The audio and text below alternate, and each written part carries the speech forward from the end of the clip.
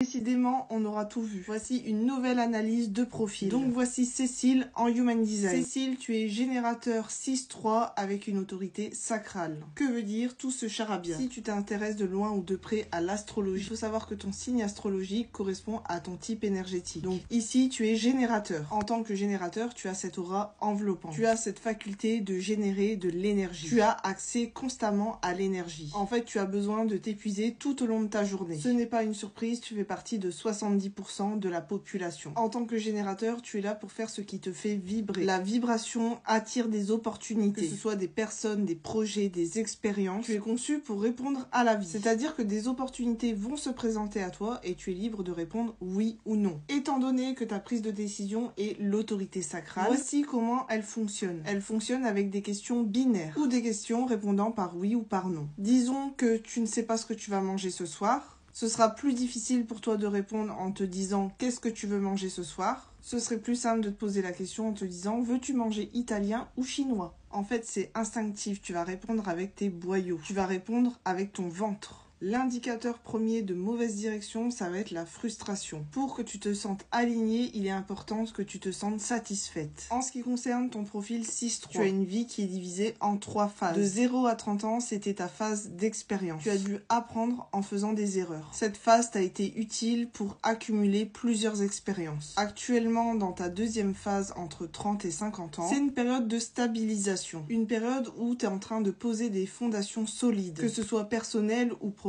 Et à partir de 50 ans, tu seras vu comme un modèle parce que tu auras acquis une grande sagesse. Et ce qui te caractérise le mieux, c'est l'expérience. En fait, ta vie est pleine d'aventures et aussi chaotique. Et on peut dire qu'avec toi, on ne s'ennuie jamais. En fait, je dirais qu'on adore aussi ta profondeur et tu détestes aussi les conversations superficielles. Peut-être que tu ne le sais pas, mais tu es un exemple de courage pour les autres et tu inspires à prendre la vie avec légèreté. Si tu veux en savoir plus, n'hésite pas à écouter mon podcast sur le sujet et n'hésite pas à me dire ce que tu as pensé de cette mini-lecture en commentaire.